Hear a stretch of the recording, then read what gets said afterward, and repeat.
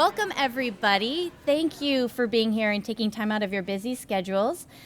We have a great session today. I'm looking around and I realize that I know almost all of you, but for the few folks I don't know, my name is Jen Rattay. It's my privilege and honor to serve as Executive Director of the Silicon Valley Social Venture Fund, commonly known as SV2. SV2's mission is to unleash the resources and the talents of the Silicon Valley community in support of promising social ventures to achieve measurable impact. And toward that end, I cannot be more delighted about this panel, which really is aligned with that mission. But first, who here is an SV2 partner? If you can put both hands up so we can, oh my gosh, wow, excellent. Great. Well, SV2, as all of you know, it appears, is a partnership, a community, really a giving tribe of over 200 partners who come together around a set of shared values and have a vision, really envision the world and Silicon Valley as a place where everyone makes social responsibility a priority in their lives. And we believe that together we can make a much bigger impact together than any one of us could alone. This morning I was looking at the All Partners survey data, so thank you to all of you partners who spent some time providing us feedback. This was an anonymous survey we just completed. High-level top-line results: over 3/4 of partners are more generous in their giving. They're more strategic in their philanthropic practice, and they're more actively engaged in their community, serving in a variety of different leadership roles. And the vast majority of partners attribute that behavior change to their involvement here at SV2. So thank you for supporting us and being part of our community and our important work. And then lastly, thank you to Lisa Van Duzen, our terrific Director of Partner Engagement and External Relations, for doing a lot of the heavy lifting to pull together this panel. Carrie Boyle, I don't know, oh, there's Carrie, our Operations Coordinator, who somehow makes everything run seamlessly. Thank you, Carrie. We're lucky to have you on the team. The Sobrato Center for hosting us here. Some of you might have heard we did have a flood at the SV2 office. We're getting that under control. But this is such a lovely space that if we're well-behaved, maybe we'll be back here. And then Carl. Carl, why don't you come up? Carl is a partner leader. He has stepped up to help SV2 think about how we might engage in impact investing, and he will tell you more. So enjoy yourself, make yourself at home. Promise me that before you leave, you will turn to your neighbor, say hi, introduce yourself, because I guarantee you will be inspired by your neighbors as well. We want to start with two things that I'm going to try and cover here. One is get us on the same page with definitions, and also give you some food for thought of what SV2 has been working on here. So the first one is impact investing. We put this definition up at every meeting and opportunity here because we're trying to accomplish two things with impact investing. One is it's a financial return, or at least you're hoping for it. And two is actively deciding to have a social impact with your investment. So it's not your 401k typically, although if you're investing it that way, I'm proud of you. But you're trying to get both things, financial return and social impact. Okay, so one down. The next one is you can look at it from two different points of view. One is as the investor, in terms of you're looking for an investment first and social return is a nice thing. The other one is from a philanthropist perspective over there, investing is a tool to bring greater good. If you can invest and it becomes self-sustaining, that's a wonderful investment, and I think we're going to hear some of that in a few minutes here. What I'd like you to do, as a custom with the SV2, and I want to take just a few minutes here to have you talk to your neighbor, and if there's only 3 of you at the group, that's fine, or the goal is not to be alone here. We want to ask one question, which is sort of framing where SV2 is considering going. We're interested in exploring what would it be like for SV2 to do an impact investing round. We haven't made any final decisions, but this is food for thought for the Q&A part, which will follow the panel. So, without more ado, similarities and differences between investing and grant making. You have 3 minutes.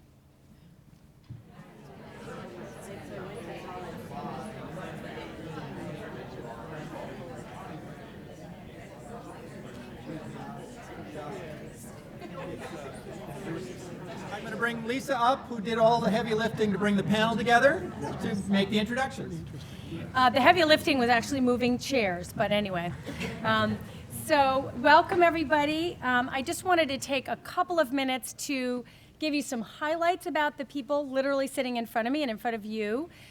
Their bios are on our website and on the Eventbrite page, so I really urge you to take a look at more than I'm going to have time to share with you, because they have done some amazing things, and we're very honored to have them all here. So I'm going to start with Lauren. Lauren Booker is our moderator today, and she leads the impact investing industry development efforts at Omidyar Network, and which is a philanthropic investment firm that is committed, it's a large number, $762 million to for-profit companies and nonprofit organizations. She's got a background in investments, in strategic partnerships, in thought leadership in a variety of capacities. And prior to being at Omidyar, she spent 5 years at Goldman Sachs, so she's been around the block in terms of the investment world. Specifically, she's working on healthcare investment banking team.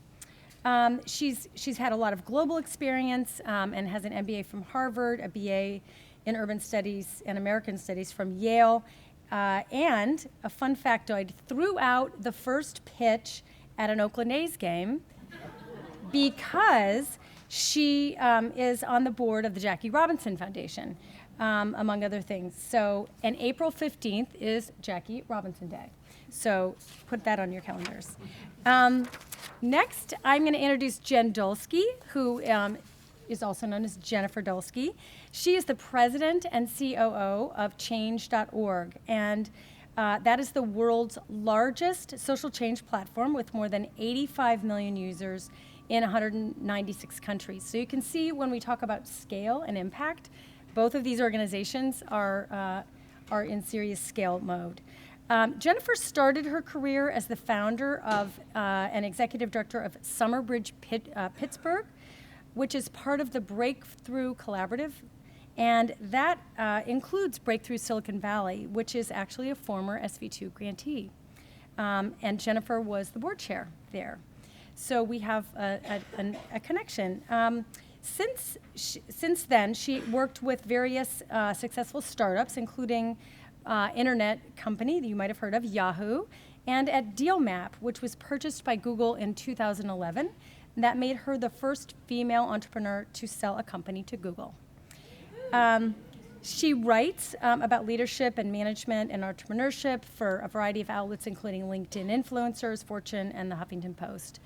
And another female first for Jennifer is that she was actually a volunteer fire department member when she was in college, and they had to make special boots for her because they didn't come small enough, and that turns out to be very important, because if you're on a ladder, you want your boot to stay on and not get stuck on the ladder. So anyway, we have some pioneers in multiple ways.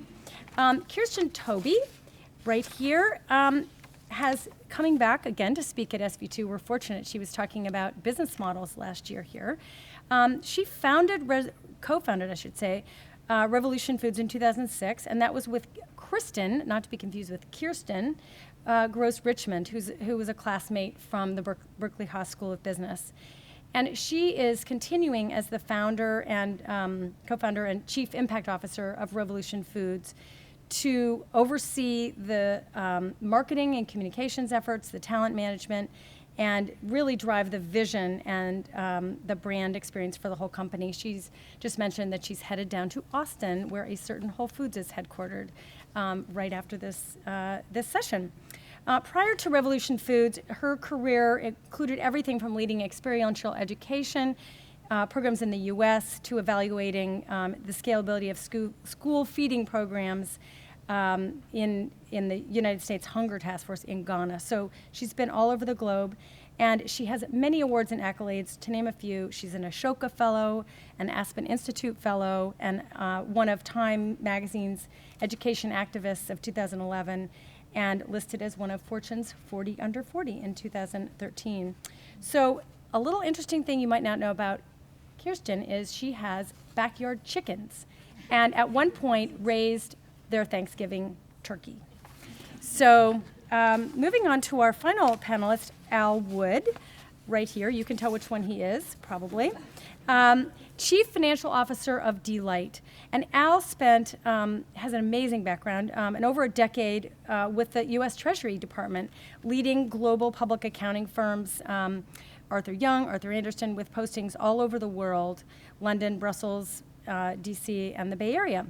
And he's been in a lot of different operating roles in Silicon Valley technology companies and has led the spin-out and IPO of PalmSource, and then moved into the international market through Veraz, is that right?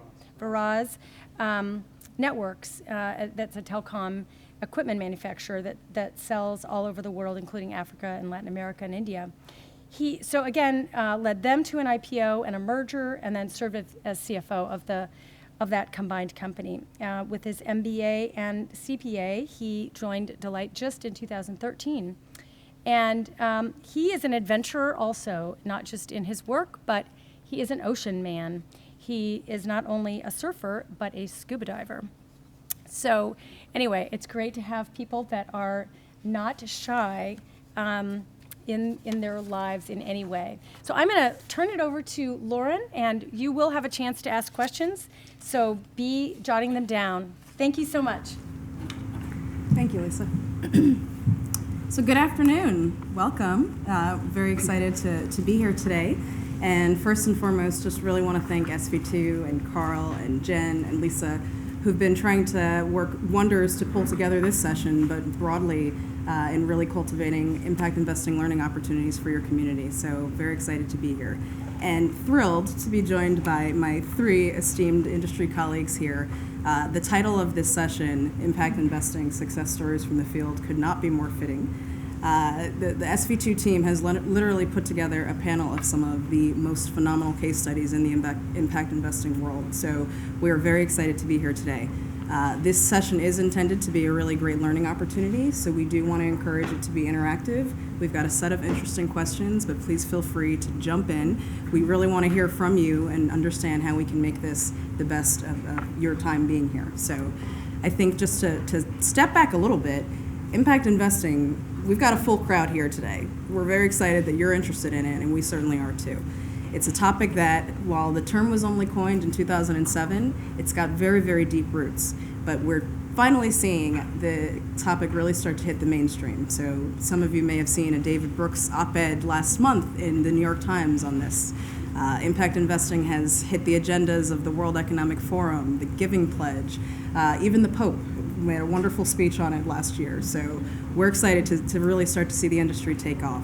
At Omidyar Network, it's been now 10 years in the making, and so we've been really humbled by this journey to be a part of some of the pioneering efforts, and it's been really exciting, and I know that our panelists today will talk more about their journeys as well.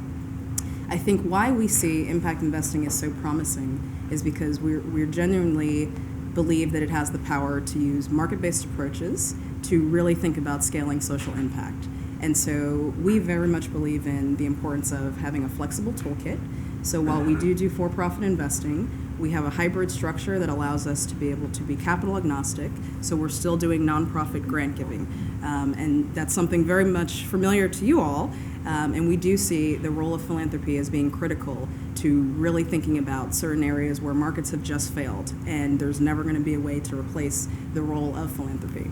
But yes, we do see philanthropy as being critical to this equation, and we see impact investing as being complementary to that, primarily because we do think that there's a very important role for being able to provide really strong, profit-based ways of thinking about building businesses so they can be sustainable, so they can be scalable, and that's what our panelists today are going to help us talk about. So with that, let's kick off.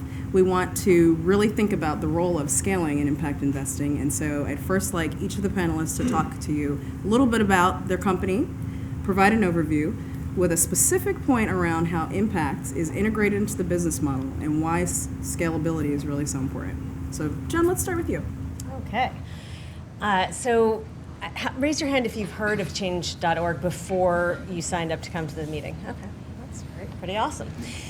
So as Lisa mentioned, we're the world's largest platform for social change. What that means is we enable anyone, anywhere to start a campaign on an issue that matters to them, mobilize other people, and create change. And we measure change in the form of what we call victories, which means when the decision maker to whom a petition was directed agrees to do the thing the petition asked them to do, we call that a victory.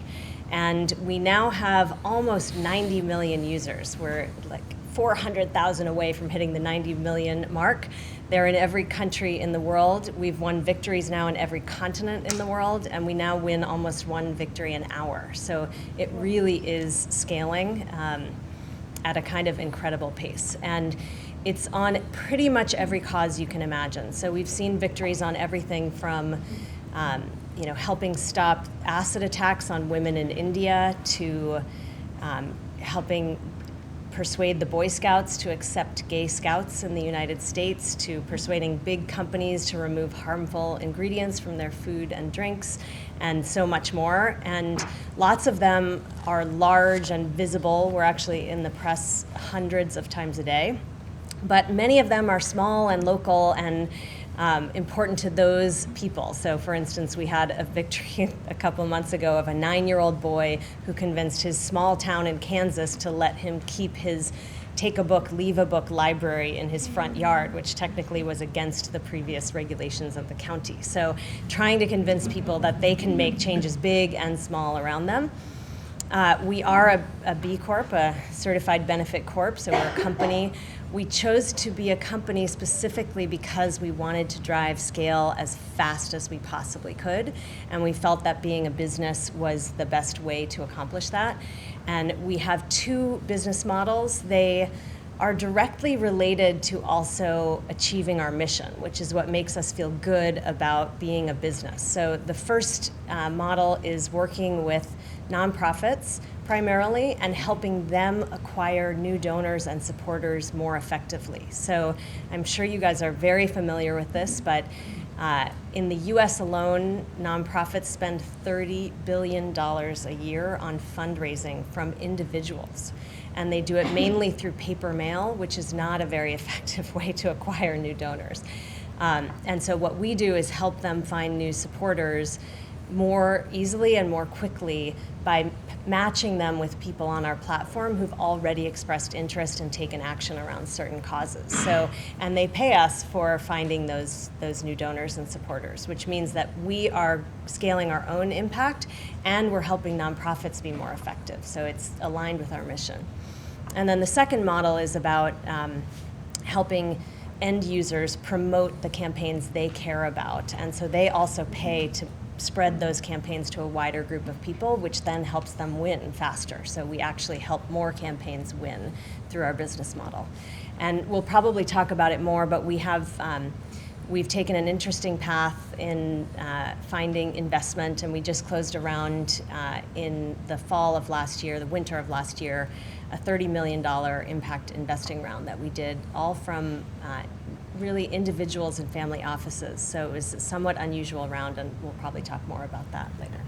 That's great. And I just want to really hone in on 90 million people around 196 countries. That is massive. So when we talk about scale, that is truly phenomenal. And on that note, Kirsten's company is providing 1 million healthy food meals every week, K-12, students around the country. And we really want to hear, how are you doing that and at scale? Yeah, so we started Revolution Foods with a vision that we wanted to change the way that America eats. And so, with having a vision that sort of large and broad, we don't feel like we're being successful until we are actually having an impact on a lot of kids across the country. Because the sort of reasons why we started it was we saw the health problems and food-related health problems specifically, just helping kids to not be set up for success in school or in life, and particularly kids coming from low-income backgrounds, from underserved communities, and were the kids that were disproportionately suffering from food and nutrition-related diseases in themselves and also in their families. So we set out to try to change that and to really try to, not just provide great food to those kids, but also to change lifelong change their eating habits for lifelong success. So our food program in schools is very particularly and carefully designed around the federal school meal program, so that our meals are all fully reimbursable by the federal government for kids who qualify for a free or reduced price lunch at school, which basically means kids who come from families that are at 130% of the poverty line or lower. So about 80% of the meals that we serve go to those kids, and in terms of a business model, we saw that as it's a existing revenue stream. It's a federal subsidy program that's out there. It's I think it's a $16 billion revenue stream in the federal budget. So it's there, and it's ready to be tapped into for higher quality food, and because the systems that are were in place when we started the company were ones that weren't necessarily incentivizing schools to provide high quality food to their kids, and there's also still there's emerging research now showing the things that we all kind of intuitively know, which is that if you eat healthy food, you're able to concentrate better, perform better in school, and therefore be set up for success in other ways. So we started we incorporated as a for-profit company for a couple of different reasons. One was in order to get started, we were coming right out of business school with this vision of what we wanted to do, and we saw this revenue stream that we could tap into. But in order to start a food company, you need a lot of infrastructure. We needed to build a kitchen. We needed to buy a truck. We needed to the two of us could only make so many meals in an hour. We needed to hire a team. And so, we had a real capital need, a pretty large capital need. We needed to, just to get started and start serving 4 schools in Oakland, we needed $500,000 just to get the infrastructure up and running that we needed. And that kind of capital didn't exist in the sort of philanthropic community for a brand new organization, right? We were just, here's our business plan, believe in us. But impact investors actually, were willing to take a risk on us and to say, you know what, we'll give you that $500,000, we'll invest that in the company, and hope that turns into something bigger. So over the last 9 years, we've now raised $100 million in impact capital that's helped us to scale to 7 different regions around the country. We have now 7 culinary centers serving about 25 cities across the country. We serve breakfast, lunch, after-school snack, and increasingly an after-school supper program. That's a new program for low-income kids who are in after-school programs on site at school. So they're able to go home with a supper in their belly, because many of those kids aren't going home to a parent cooking dinner and putting it on the table. So we've been able to scale to this level because we've been able to tap into private sources of capital. We have a variety of different kinds of investors in our portfolio, and we can talk more about that as the session goes on. But the kinds of investors we have include mission-driven venture capitalists. We actually have foundations that are equity investors in the company through mission-driven investment. And then we do have some family office investment, and we have more explicit sort of impact investor, focused investors. So it's been it's a great group of investors that's come together to support this, and we also now have started a retail product line to help increase access to our food in channels other than just school. So we have our school meals, where we're serving about 1.5 million meals a week. We now have a retail product line that's sold in 2,000 retail stores. We actually, I am headed to the Whole Foods headquarters tomorrow, or this afternoon, for a meeting tomorrow, but I also just came this morning from Walmart, where we have, we're distributing our products in Walmart stores. We started out in Florida. We're going to be expanding into more Walmart stores this summer. And that's where we want to be, actually. As much as it's great to sort of have the stamp of approval of being able to be sold in a Whole Foods store and meeting the ingredient standards there, we want to be in Walmart and Safeway and grocery stores that are where the majority of Americans are shopping. Although we have the food quality that meets what Whole Foods requires. So that's the other way that we look at scale, is looking at other channels for how we can get better food out into families' kitchens. That's great. And before we get to Al, the one thing I really want to hone in on here, Kirsten noted that point about when we were just starting up, where was the capital? So even in the nonprofit world, a lot of grants are still project-based. And the reality is that a lot of those organizations still need operational costs to be taken care of. And so OpEx grants, critical in the nonprofit world. The for-profit world, the role of early stage risk capital, super critical. So before any of these organizations were ever able to start to tap later stage traditional venture capital investments, they actually needed to have impact investors and others come in to really help them start to de-risk their model and provide what we see as a true capital source that right now there's just a huge gap. So I'm really happy that Kirsten picked up on that, and that's something that, particularly as you're thinking about how SV2 can really contribute to this space, that is a piece of the equation that we're really trying to figure out, how we can get more investors to take advantage of. So Al, D-Light. Great, thanks. 47 million lives impacted around the world so far with their products. Right, so thank you. Thank you for the opportunity to be here, and really appreciate the interest that people are showing in impact investing and with SV2. It's a great opportunity. I would venture to say that without social impact investors like yourselves, D-Light would not exist. So for yourself and the people that preceded you and the people that will follow after you, I want to thank you for what your view on investing and your philosophy, what it does and how it has an impact. I should tell you a little bit about D-Light itself. D-Light was founded by a gentleman, Sam, who had been a Peace Corps worker in a country in which, literally, in Africa, in which you live in the huts in the village, and in one of the neighboring huts, a child had been burned by a kerosene lantern, badly burned.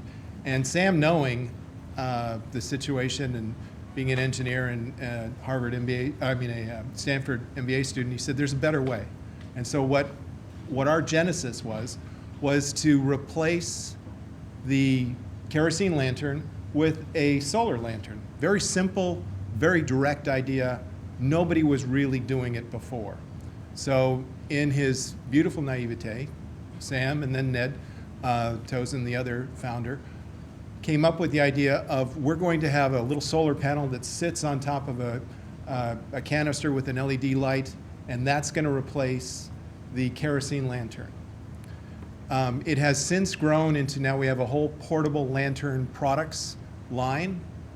We have over 400 employees. We're located in, our main places that we are selling are in Asia, specifically India, and in East Africa, mainly Kenya and neighboring countries there. Doing a lot of good work in a lot of great countries. We have manufacturing operations in China, and we're headquartered here in San Francisco. So we're truly a global organization. We have, in the time that I've been with D-Light for a year and a half, in the time that I've been here, we've completed 2 rounds of financing, over $20 million in financing that has come our way, and we need that because of the scale and the importance of sustainability for us. You have to have the scale to be able to grow and have that social impact.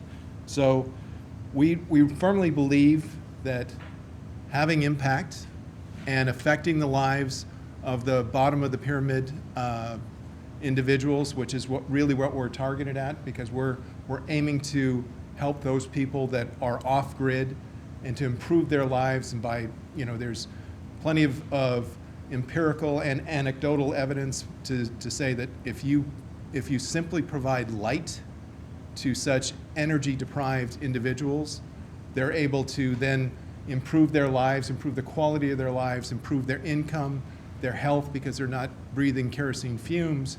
They're able to work that much more, lift themselves out of poverty, and it's really a wonderful energy ladder is what we call it. So that's what we're driving to. We're not stopping with the portable product lines, with the ones that you can move around from room to room and things like that. We now are expanding into what we call systems, which are home systems. So they light up the entire, if you happen to have a larger home or a business, it lights up the entire business. And we're learning very interesting fundamental things as we go through this, things that are different from the way you and I perhaps is in our Western world orientation. such as a product that is $150, is an absolute non-starter in these countries. You cannot sell that product in that country. It doesn't matter that it improves their lives tremendously. So you have to adapt a business model that allows them to purchase what we consider, for ourselves, this would be a $150 purchase is what I call it's a one-spouse decision. You don't check with your wife on those things. But in these countries, $150 purchase is either out of the question or definitely it's an entire village has to confer on the whole thing. You have to come up with a business model that works where these people can pay 25 cents a day, 30 cents a day, and still make it work. That's really a head scratcher when it comes to developing business models for these kinds of things. But we're in this because social impact and sustainability is in the DNA of this company, and it's why we're here. It's why we work for this company. But we're also very focused in that we believe firmly that it has to be a for-profit entity, because sustainability and impact and scale is only achieved through profitability. So our measure, or our mantra, I should say, for this company, and I'm sure we're not the ones that invented it, and you may have heard it before, but it's no margin, no mission. If you can't make a profit, you eventually can't accomplish your mission. So we're very keen to have that, have that margin, so we then have that mission that's accomplished. So that's an overview of D-Light. That's great. And I think one of the things that Alice picking up on is actually a really critical point. I think when thinking about blurring the lines between investment and philanthropy, it's still a relatively foreign concept when you really think about what we're trying to do here. So the point about profitability when talking about impact can even be really uncomfortable for people to wrap their heads around. So I think all of the panelists did a great job of even just talking about the role that profitability plays in helping to scale the impact they want to have. But it is something that takes a while to just get used to, because those worlds have been traditionally so far apart. And so it's exciting to see that there's so many new entities and structures and approaches that are trying to really take those two worlds together, because there's a gray space. Steve Case, founder of AOL and heads Case Foundation along with Gene Case, he always says, listen, you have an entire spectrum, and if you're going to give away grants, that's a 0% return no matter what.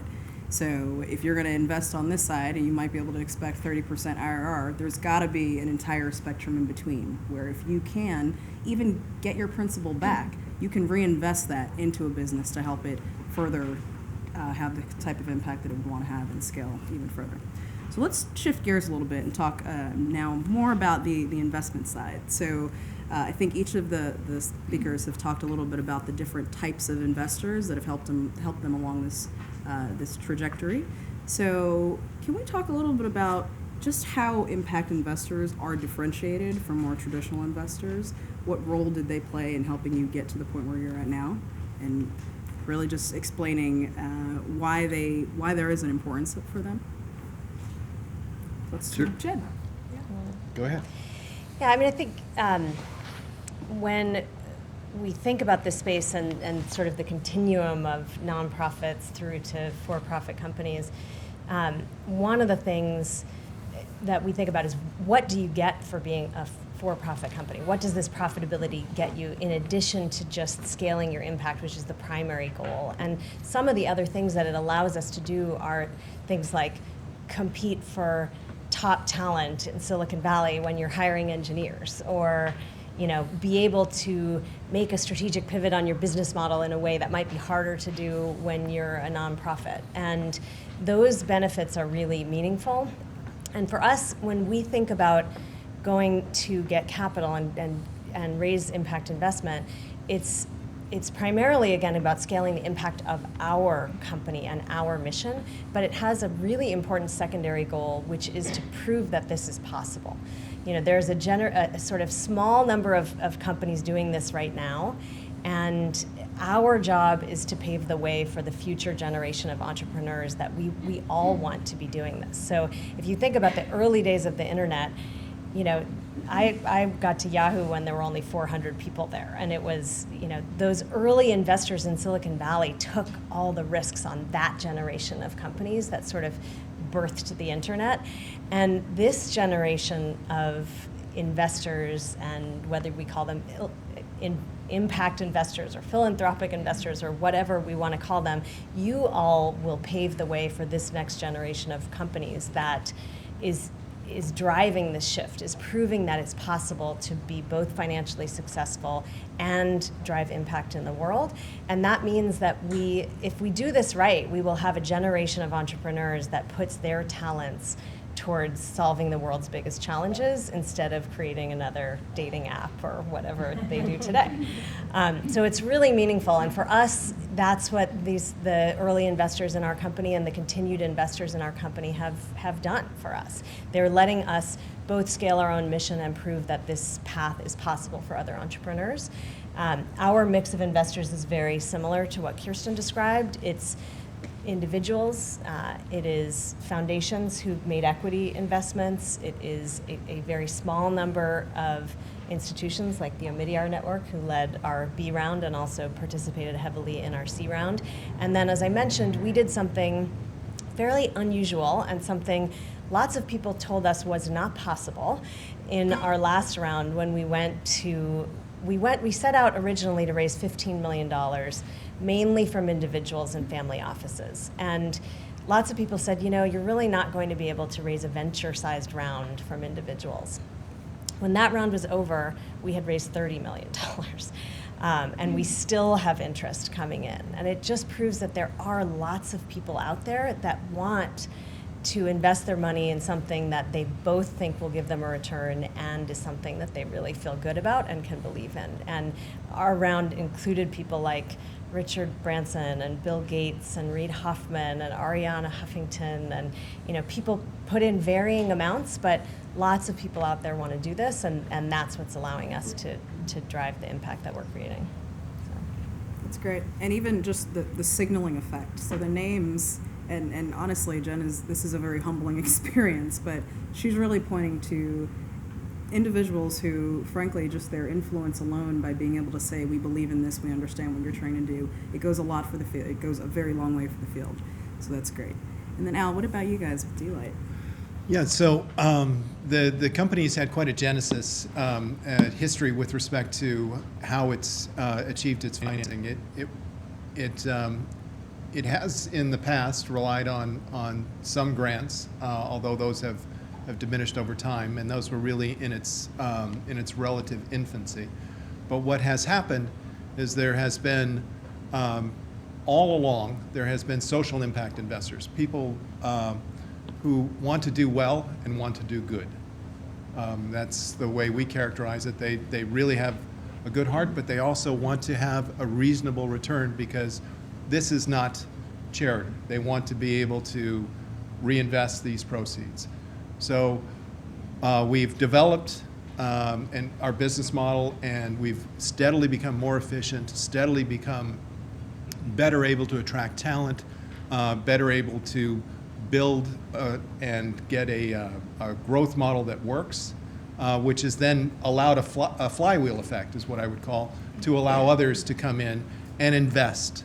And it gains a certain momentum. So it started out very small social impact investors, then larger social impact investors, and then folks that were on the line between kind of your venture capitalists and social impact investors, to now we have investors that are your classic Sand Hill Road, venture capital investors. Here, Draper Fisher Jurvetson is one of our largest investors. These folks, I've spent my whole career, taking companies public and running public companies, and so, they're very clear-eyed, very sharp-eyed, and very focused on getting a return. And so it's a great imprimatur of an endorsement when you have those types of investors that say, this is a really good thing that this company does, and this company will do really well with my investment. That's what you strive for. That's what we're aiming for. It's hard in coming because You know, social impact investing is hugely different than classic venture capital investing. You know, on the classic venture capital investing, you're investing either, depending on your philosophy, either leaning towards, I'm going to invest in a team that's going to execute, and maybe the idea will morph. They've got a good idea, but maybe it'll morph, and maybe that's the idea that'll work, but I'm going to invest in a team. And you'll have other venture capitalists who say, no, I'm going to invest in the idea. And the team is the 48 and the other 52% being the idea. With social impact investing, because you generally have, not always, but you often have younger folks who might be less experienced, you're more often than not, you're investing in the idea. And there's a real difference there because you're more risk takers. So that's been the difference, but sometimes it works out. I think that, you know, respectfully and humbly saying that we might be some of the success stories, but I'm sure there are many others behind us that didn't do quite so well. It's just good fortune on our part, I'm sure, and a lot of hard work. But it's the social impact investor role is really important, to be those risk takers, invest in the idea, and go from there. That's great. There's a question. Yeah, question for Mark. So, if you approach a venture investor, so are they investing a funds, or are they investing their own personal money combined into a little group of money, or what do you know? Or? Yeah, no, The question too.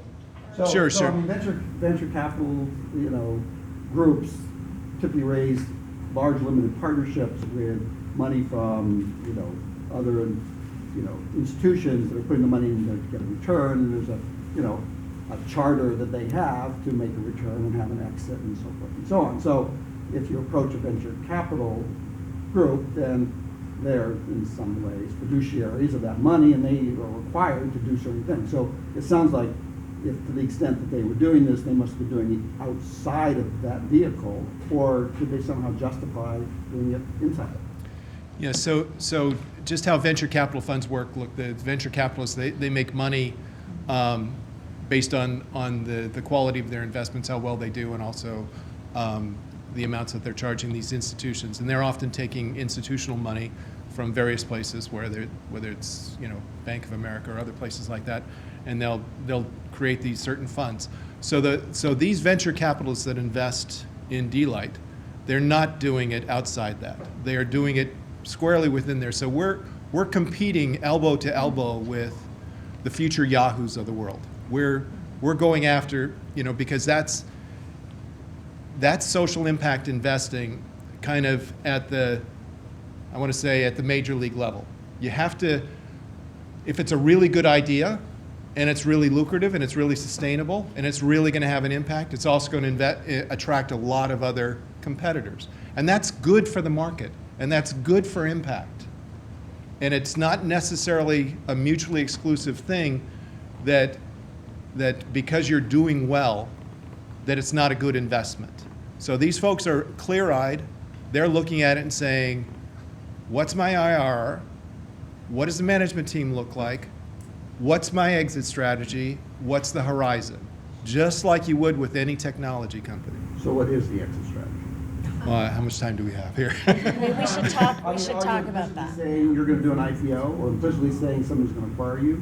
What are you saying? Yeah, it's so the question is what, you know. Not debt. So right, so if you have a venture capitalist that's making an investment, they have to answer the question, what is the exit strategy for a social impact company, just as they would with any other investment. And so that might, and look, that would be a standalone private company, which rarely they keep going for 10, 20, 30 years. The other one is acquisition, which is quite often an exit strategy. And the third one is an IPO. And that's, or some other private market. I mean, that's, again, trying to speak humbly and respectfully, that's why D-Light and the investors brought me in, because I've done 3 IPOs. And this, they're looking, could this be the 4th? Yeah, and Mark, what you're picking up on, this is a big topic for the industry, and so this role of exits, you also have a number of enterprises that are thinking about alternative ways of what our exit strategy might be. And I think, Jen, maybe do you want to talk a little bit about that for change? Sure. I mean, I think there's two sides of this. Both sides need to think carefully before entering these kinds of relationships. So, when a social enterprise thinks about whether or not they want to take venture capital money, they also need to think carefully about who they take as investors and the time horizon that those investors are looking at. And for us, that was the primary reason why we went more with individuals than with traditional institutions, because we feel so strongly that our mission may have a time horizon that's slightly longer than what traditional venture investors are looking for. It doesn't mean that we don't think and believe firmly that we will have a meaningful financial exit for our investors, because even in individuals and even some of these family offices, they do a huge amount of diligence, just like venture investors do. They check all your finances and every financial model and so forth. We've thought about the path to liquidity in a slightly different way, and it's more what you're talking about in terms of the way long-term standalone private companies can get liquidity for investors. It has to do with things like private secondary equity offerings, bringing in later growth stage investors who like dividends and sort of long-term stability, who then buy out earlier investors, as an example. And there's a number of companies really successfully doing this in the Valley now. And then I think over time, our belief is that our hope anyway, is that the public markets will start to shift and start to understand what it means to be a company that cares both about impact and financial success. And the first sign of that was the passing of legislation around allowing companies to become legally incorporated as public benefit corps. So previously, to be a benefit corp, it was just a certification, which meant you fill out this long application. You're B We're a Corp, B Corp, yeah. yeah. Are you guys a B Corp too? Yeah. So you fill out this long, arduous application every year, and they certify you that you're doing the right thing for the community, the environment, and so forth. But now there's law that says you can actually change your legal incorporation from a C Corp to a B Corp, which means you are legally bound to be responsible equally for your shareholders and your stakeholders, the people to whom you're accountable for your mission. And we're in the process of looking into this right now, which means that once you do that, you'll have to do things like an impact audit in addition to a financial audit. Like literally there will be, I think, firms, tons of companies that develop to do impact audits the same way they do financial audits. And if this happens over time, our sincere hope is that also public markets will evolve, but it's not a near-term thing that's likely to happen.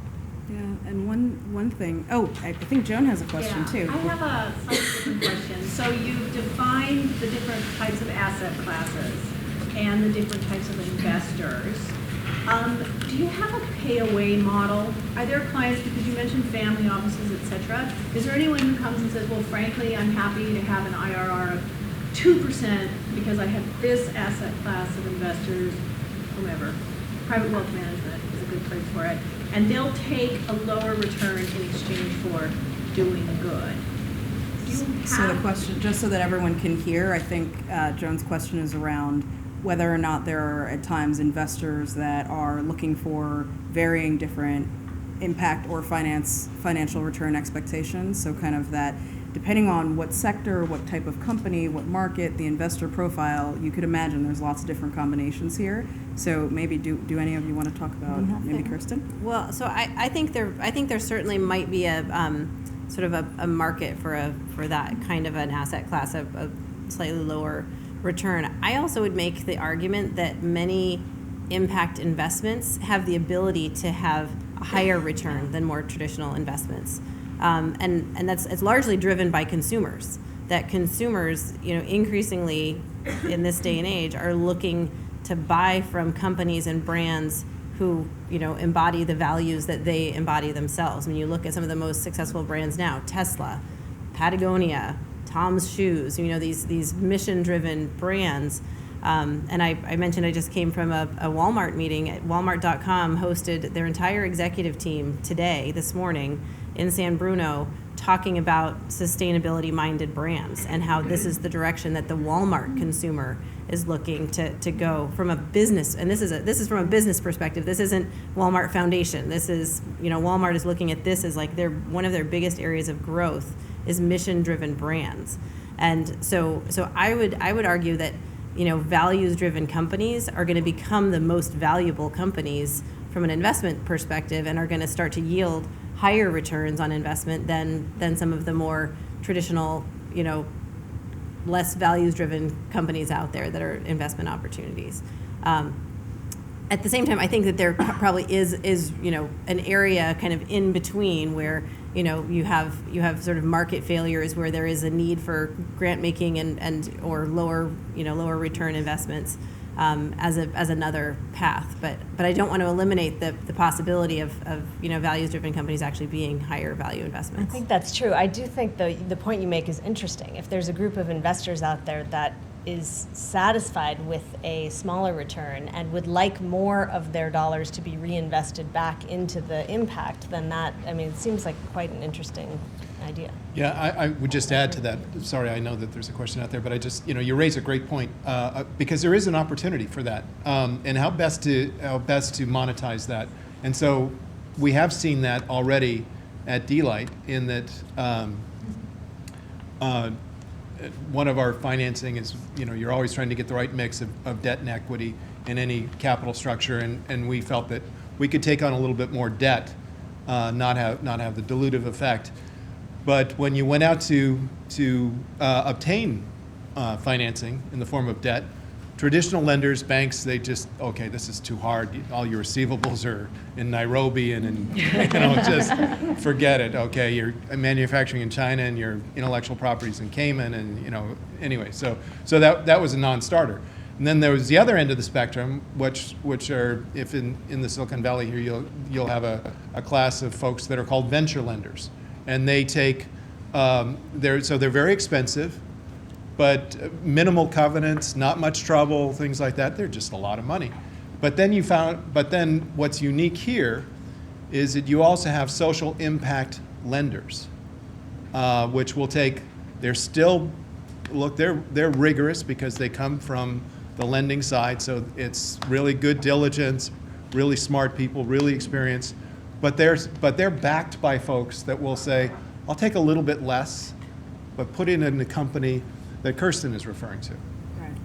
And this is actually another really wonderful industry conversation because you're starting to see a lot more blended capital structures. So even one that I think many of you might be familiar with, the whole concept of social impact bonds. So that's really a way where you have different investors that have different types of capital that they can provide and that very much have different expectations when it comes to financial returns or impact returns. So those are structures where you will have philanthropic funders come in, you'll have government being a player in that as well. You'll also have institutional capital players like big investment banks. So I think, Joan, your question is one where there are a number of these kind of blended structures that we're starting to see. Now we have a question there in the back. Sure. I just wanted to build on this because as we think about this for SV2 or we think about this for ourselves as individuals, do we invest in a single organization? Do we build a portfolio? When and how? So I'd love to have each of the speakers talk to what was the minimum size of the first round for an investor? That's a great question. Al, you want to? Yeah, so great question, and the answer is it depends, right? So, I mean, in D-Light specific case, actual facts. Right. So the actual facts. Look, in the early days when Sam and Ned were founding the company, frankly, any money was fine, and so it was green, it was spendable. So and not to belabor the point, but now look, in our last round, we specifically did not want to have to take folks on that weren't willing to invest at least a few $100,000 because it's just too much. It's the same legal work, same things like that. So it really was minimum size. Once we reached scale, it's basically unless you'd been an investor all along. Really, it had to be really $250,000 to $500,000. Yeah, let me clarify the question then. Maybe if we could just speak to the friends and family round, maybe Series A, Series B. So I just want to get really concrete.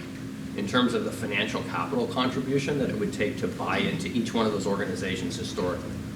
Yeah, again, historically, I wasn't there at the beginning. I know that the first round was as little, it was $100,000, and it was by one institution, and it was, Ned, Sam, you guys have an idea, go to India and figure it out and see if it'll work. So that was it. It was $100,000 by one group, and that was really to get started, and then it grew from there.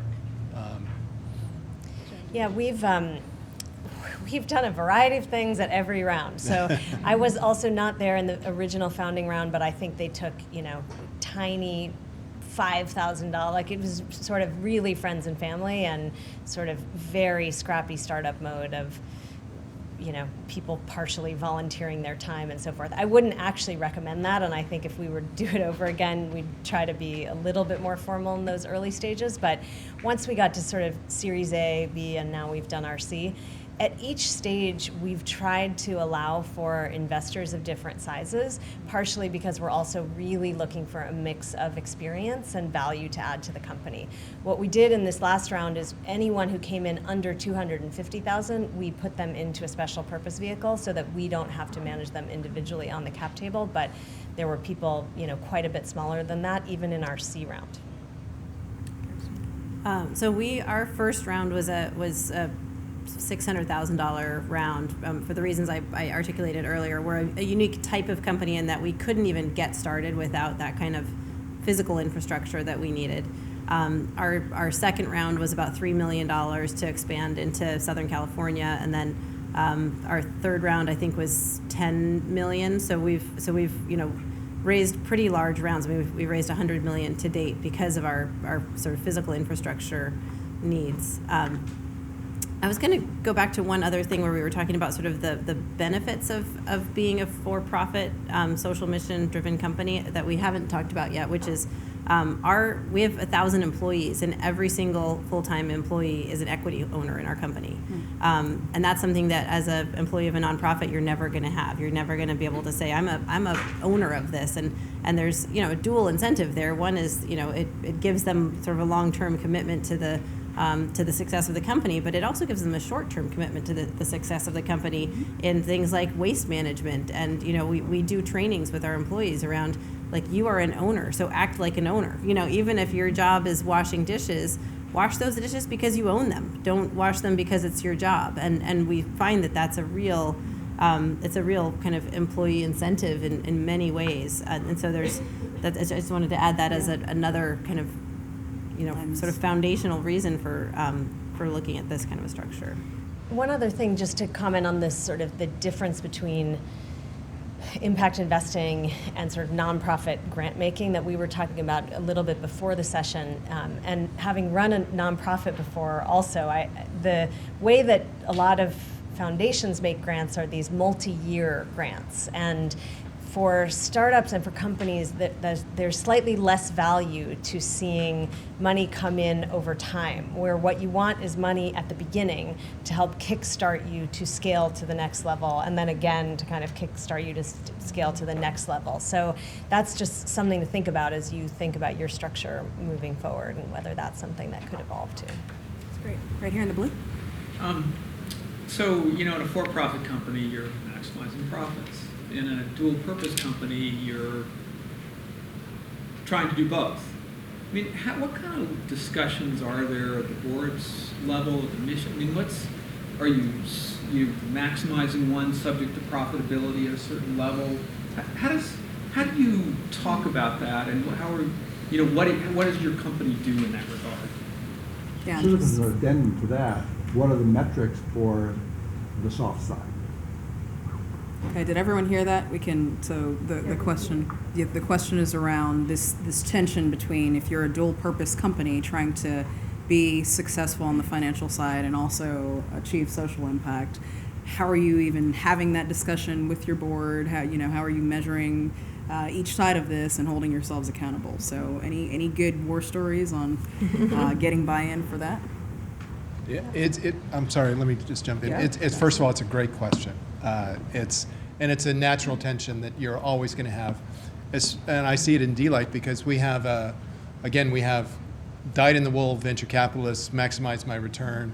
The other end of the spectrum, we have social impact investors that, well, let's do both. And so it's a ongoing struggle between, struggle is probably too strong a word, but there's a natural tension there at the board level, and there's a natural give and take at the management level.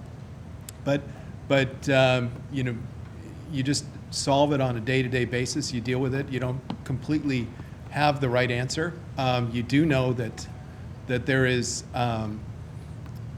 Look, if you're leaving margin on the table, then what happens is that somebody else is going to come in and take it, maybe take market share because they'll have more resources and be able to do more.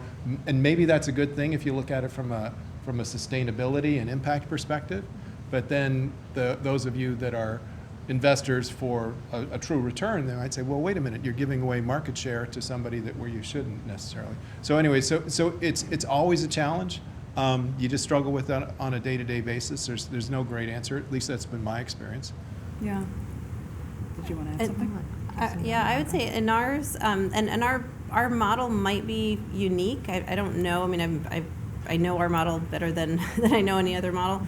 Our sort of, I mean, like I was saying earlier, where our values are our value. Like we've built this brand and this company around a very specific mission that represents very specific things when it comes to food standards and how we make and prepare the food and what we're delivering to students and what level of pricing we can afford to operate under. And if we compromise on any of those things, sort of like in order to maximize profit in some way, it's going to come out somewhere else. So the ultimate profitability of the company actually depends very heavily on us maintaining that mission as with a lot of high integrity, because our end users, our students, or our customers in schools, or consumers in retail stores, they're trusting our brand to represent a certain set of values, and that's part of why they pay what they pay for what we offer. And so in our mind, there's not as much of a trade-off, because if we do trade it off, then we're reducing the value of what we're offering to our consumer and our customer.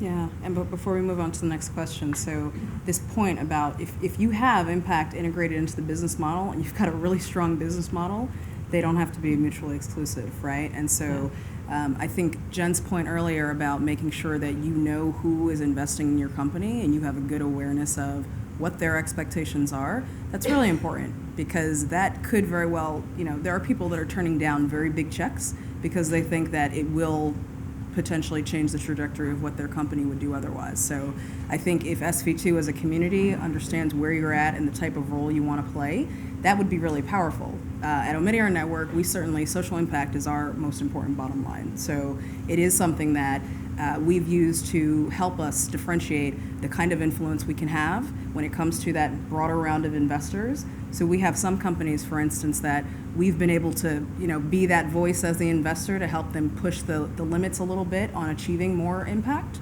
And that's great, because when you can do that and you have dollars that are backing you, you still have a seat at the table, and you can still ensure, you almost also provide a good safety level and partnership with the investee, because when they feel like this money might be taking me in the wrong direction, you can have their back, because that that's something that's really important to them. And I don't want to lose Mark's point about measurement. Yeah. And I think that's the point there is, I agree with Kirsten. It's all about choosing the right business model, because if your business model and your impact are tied together, then these things don't have to trade off as much. And for us, as I said, one part of our business model in particular is extremely tied to the mission, because it has to do with getting more visibility for campaigns that help them win, and victories is the metric that we use to measure whether we're creating impact or not. So I would encourage you, as you look at it, to find companies that have those two as integrated as possible. It doesn't mean there are never trade-offs, though, and there are definitely discussions that we have with our board. One we are having this year as an example is there are places, if you imagine a user experience flow through the site, where you could prompt users to, say, share that campaign with more people in their social networks, or you could point them to promote that campaign, which they would pay for. And one would lead to revenue, the other one leads to more growth for the company, which then leads to more revenue anyway. So they're not painful trade-offs, but they are trade-off discussions that you have, and they have more to do, I think, with how to make those choices in real time to think about scale over the long term.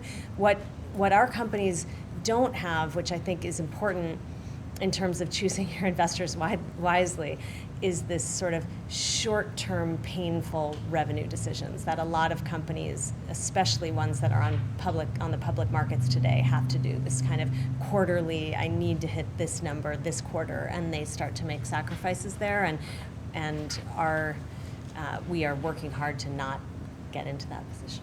Yeah, and this point here, metrics that matter, metrics for the sake of metrics don't mean anything. So to the extent that you can find, we talked about 47 million lives being impacted by Delight's products, almost 90 million users on this platform, and 1 million meals that are being provided every week. So if you can think about metrics that matter for the organizations you're looking at, and if those metrics are also tied to the success of the business model, that's probably where the rubber hits the road. Question right here. Right, so I'm pretty familiar with Delight, and the question that Tony asked is very relevant. I don't know about for YouTube, but I know for Delight. Delight can sell a lot more of its lanterns to the middle class in India than it can to the lower class. I know that's a struggle. So you have a very real decision point of you can make a lot more financial returns by selling $30 to the middle class and selling $15 to the bottom of the pyramid. How do you guys, the real trade-offs, how do you guys make those kind of trade-offs? Yes. First of all, you're right. So the question is, look, what market segment are you pursuing, and is it the one that maximizes profits, or the one that maximizes impacts and sustainability, or somewhere in the middle? And we've done somewhere in the middle, and I'll give you an example. You won't find the Delight products very much in the Western world, in Europe and in North America. It's not that they aren't very attractive markets. They're terrific markets. But we've made a conscious decision that, look, we want to have impact and sustainable impact in some of the most difficult places to operate in the world. So we're a bit masochistic that way. That's where our mission comes in. But understand that the thing that I said at the beginning is that it's important to have a margin so you can have a mission and you can accomplish it. And then it gets down into the very good question about, even within those markets, do you aim your market, do you aim your products at, at that, certainly not at the bottom of the pyramid, but much higher strata where there's much greater gross margin in there, much easier distribution, less cost. But then you don't have the impact, because often in our world is that you're providing solar lighting to places that already are electrified. They're already on the grid. Now maybe they're not a reliable grid, whereas you would have greater impact if you were able to go out into some of the villages in Kenya and Uganda and Ethiopia and places like that. And so we've chosen the latter, not the former. But also the other markets are also squarely in our sights. What we want to do, we're going to do the hardest first, and we're going to work backwards is our goal. But if you did both, wouldn't it help you supplement and charge lower prices and give the most value to the lowest of the pyramid? And then, it's models that have been done before in other social impact companies. So great. So the question is, can you have a balance and do both? And I'm sorry if I'm dominating here, but so the answer is that, look, we aren't turning our backs to lucrative markets just because we don't like money. We'll go after those markets, but also what we're doing is we're saying, look, we can have great impact and build out a distribute. And it goes to a really good point that was made here, is if you're true to your values, which is that if you're able to have the greatest impact, you're also, long-term profitability actually might be there. And I'll explain what I mean by that. You've heard this recurring theme from us is that sometimes you don't have to necessarily sacrifice profits in order to achieve your mission here. I'm used to being a public company where every 90 days you got to hit the quarter, you got to hit the quarter, you got to hit the quarter. This is different here. And the way we do this is how this comes home for D-Light is we say, look, if we build the best distribution network in the world, that we're able to penetrate these very difficult markets, solve the logistics, government regulation, distributor network issues there, that drives profits in the long term. And we're seeing it now. So, but that means doing the hard work of going after some of the more difficult markets. If you, sorry, just a quick follow-up on that. Sure. But you know, and this is part I struggle with, which is sort of the nonprofit or the for-profit or just a sustainable business without the profit motive, like keeping pure to the mission in such a way. So, you know, there's a point at which margin is enough. At what point is it enough such that you are a sustainable business, but you don't need to seek more? Because then the money goes back to reinvesting and expanding impact, social impact becomes the primary. You know what I mean? So from a for-profit company perspective, the only way I can logically figure it out is, okay, there's a margin at which I pay my investors, I'm sustainable, I'm doing well enough, such that everything else then goes to expanding the social mission. That's right, and I think the key part of that question is scale. So the question is, how big do you want to scale, and does that amount of margin allow you to scale as big as you possibly think you can, or not? And at some point, presumably the answer is yes. Like we say, we're building a billion user company. You know, we'll hit 100 million users this year, but there's a lot between 100 million and a billion. We have staff in 20 countries now, but I probably, really, to hit a billion users, we are going to need people in more countries.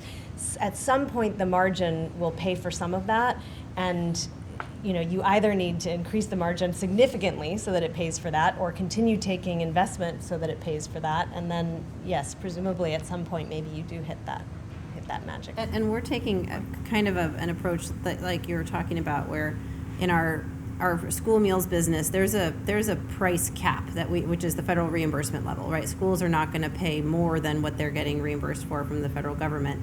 So we're in a very margin constrained environment there, where we can only operate at a certain margin, and we can optimize cost and all kinds of things to make that margin as sustainable as possible. But part of what's driven us to also be in the retail channel is that in the retail channel, we want to have affordable, accessible products, but there's not a price cap in the retail channel. As long as you're providing the value that your consumer is looking for, you can charge a more sustainable, more profitable margin. And so in the long run, so we're kind of banking on that as one strategy to help us to scale our impact in the schools world, where we're serving 1,000 schools, but there are 50,000 schools plus in the country that we would like to serve. And so, to serve some of those schools, we have to be at an even lower price point just because of all the other costs that they're incurring. So by expanding into channels where we have a little bit more flexibility on margin and pricing and that sort of thing in the retail world, it will enable us to reach a greater scale in our schools business, not as a give back, right? It's not like a philanthropic give back that we're trying to sort of engineer into it, but it will just bring more profitability into the company so that we can scale, so that we can grow, and we can afford to operate at a lower margin in our schools business than we would if that business was just on its own. All right, so we are running out of time, and I think there's one question that would be really important for the panelists to share an answer to. So it's super important that we are able to share success stories like D-Light and Change.org and Revolution Foods for the Field. It's also very important that we're sharing what the mistakes made were and what the lessons learned are. And so, not to be cliche, I'm personally curious, for some of our entrepreneurs here, what's the one lesson that is really important that you take away in this experience, and with the benefit of hindsight, you might do things a little bit differently next time? We can cold call. Okay. So I'll go first, and this is actually quite relevant to those of you who are social impact investors. It was mentioned here before that there is money out there if you can demonstrate a good business model, have a good team, things like that. And in hindsight, with D-Light, that was actually a two-edged sword. It was both a benefit and a curse. At some points between grants and investing, the company was not as ready to take on some investments. There was one of our largest benefactors was a grant-making organization called Shell Foundation. They said, look, you guys are doing such good work. Can you just do more? If we give you several $1 million, will you go develop these products and then go sell them in these markets? It was several $1 million, so the answer was yes. Okay, thank you very much. But in hindsight, it was very dangerous because the company didn't have the level of maturity and infrastructure to handle it. So we built products, and it's good, but there were mistakes made along the way. So as you evaluate companies with social impact investors, look at it from not only do they need it, but are they ready for it? Is probably the thing I would ask yourself. That's great. Jen? Yeah, I think for me it comes back to this comment I made earlier about people not thinking that it was possible to sort of do a round in the way that we did. And although we certainly believed it was possible, otherwise we wouldn't have tried it. If I thought about how to do that again, I think what we realized sort of later into the round was that there were more people than we thought, and perhaps people were willing to come in at bigger amounts than we thought, and so we might have been a little bit bolder at the start of that than we initially were. I think it still ended up in a great place, but sort of as the next round of folks try to do this, I would probably coach them in that way. And so the one that I'll share is, I don't know if it's necessarily a mistake, but something that we have done that I'm kind of waiting to see whether it will have the impact that we want it to have, is that we actually we've brought in some grant money from the Kellogg Foundation, and they gave us a grant in order to develop a mobile application for our nutrition education program, which is fantastic. I mean, it's been so great working with this, being able to do something that we wouldn't otherwise be able to afford to do. We wouldn't be able to afford to put, $75,000 into developing a mobile app. At the same time, I'm now managing a grant at the same time as growing our company, and doing the level of reporting and things that I'm having to do for this $75,000 grant relative to how I could be spending that time on building the impact for our company overall. It's just a question, and so I think it just brings up the need for sort of creative capital structures where it's been wonderful having this grant money, but it also comes with now we're not trying to bring it into a 501c3 vehicle or anything. It's a expenditure responsibility grant, but it comes with its own set of needs and responsibilities. So it's such a good point, and it's actually something we debate too, because so much of the work that we do is work that could be funded by grants. And so we have this internal debate too. Should we form a nonprofit as part of what we do? Because there's actually capital we currently can't access as a company. And so I actually think the point that was made earlier from the audience about sort of, is there a hybrid funding structure is quite an interesting one for us to explore. Yeah, and I have to say, this was a phenomenal discussion, and the point that we just ended on was, it's real. We're all learning. We're all in this together. There's no way of thinking about this space that is not truly dynamic, and so we're certainly learning. We're excited for you to learn in this journey with us, but if we could impart anything on you, be bold, take risks. I think all of the entrepreneurs here today have shared that. Certainly at Omidyar Network, we're trying our best to do it, so more in the journey is only helpful for all of us. So thank you so much. Thank you.